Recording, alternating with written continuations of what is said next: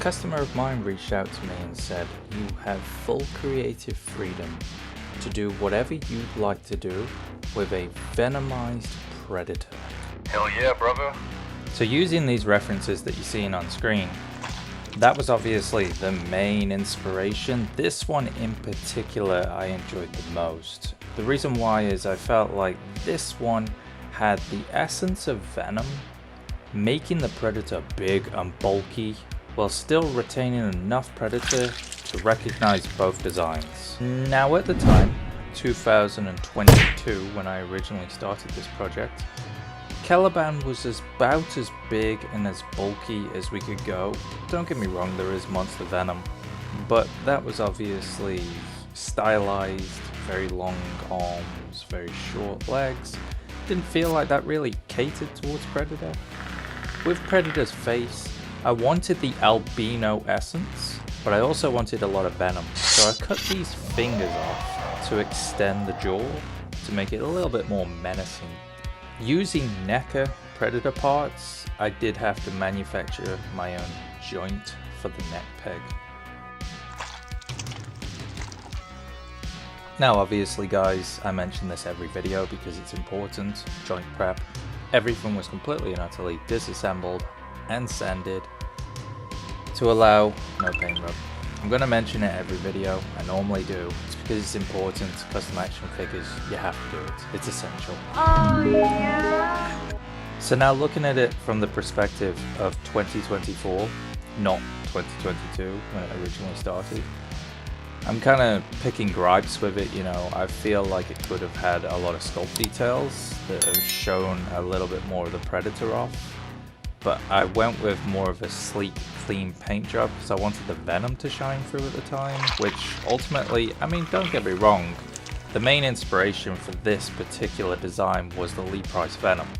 I really love painting the black on the white and having that kind of scattered, web-lined look. And I wanted to implement that very heavily into this design, but slightly tweak the logo. So this is where the shoulder straps were influenced, and that originally came from the idea of Superior Venom, one of my favorite Venom designs of all time.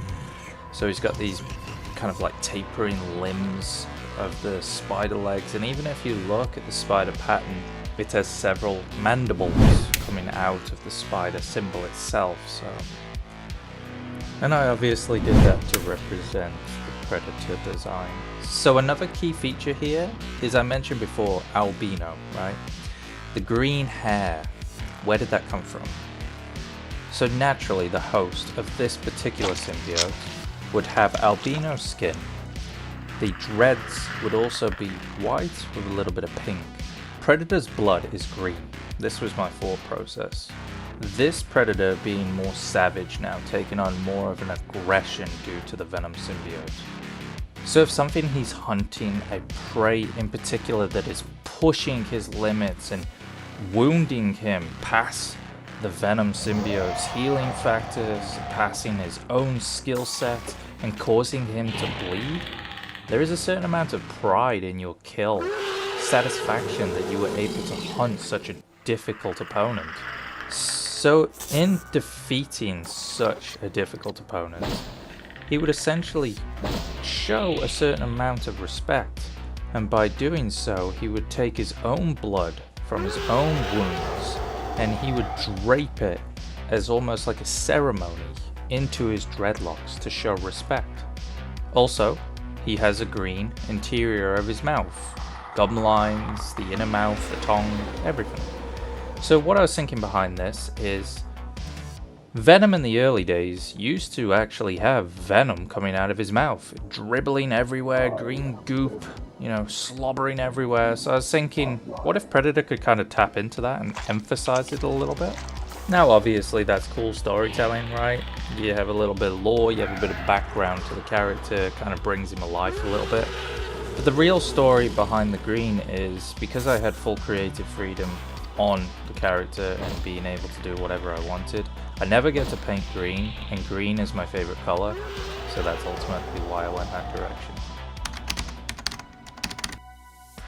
So straightforward and to the point, this is the Caliban mold. If you have the Marvel Legends Caliban Bath, the Builder figure, then you know exactly how this articulates. Standard Marvel Legends articulation, ab crunch, waist swivel, standard double knees, double elbows. The only thing that is different here is I used Monster Venom hands to give him a little bit more, factor. And his head, as stated before, you get a little bit of range of movement, nothing too crazy honestly, due to the hair. Now the hair is flexible plastic, it just hinders a lot of the articulation honestly. Now again, having that creative freedom to do whatever I wanted to do, I really wanted to add accessories. Now this isn't something that I do too often. I don't particularly like doing accessories on action figures. I know that they add to the fun factor, but I'm just not that guy, right? So this time around, decided to switch that up. So we went with like a head shell that clips on and clips off. And basically the inspiration behind this was obviously Prey. Prey had just come out around the time period this was basically being built. So this was kind of like a venomized version of that Prey helmet. I wanted to bring the technology down and keep it within that savage aspect of Venom. Not too techy, more biotech. So you'll notice that he has a big claw. That's obviously for slashing, but then he has this Venom head that I call the Venom Bio Cannon, which basically replaces the functionality of the top shoulder mount. This shoots acid, large balls of acid out of his mouth. I thought that would be really cool.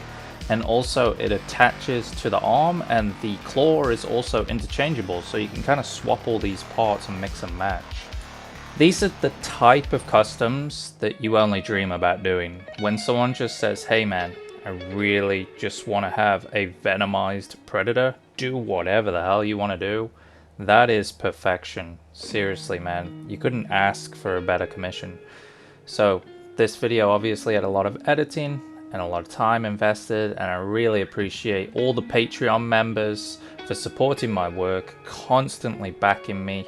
You guys have been amazing and I really appreciate you. To all the YouTube viewers, thank you for watching, and I'm going to catch you guys on the next one.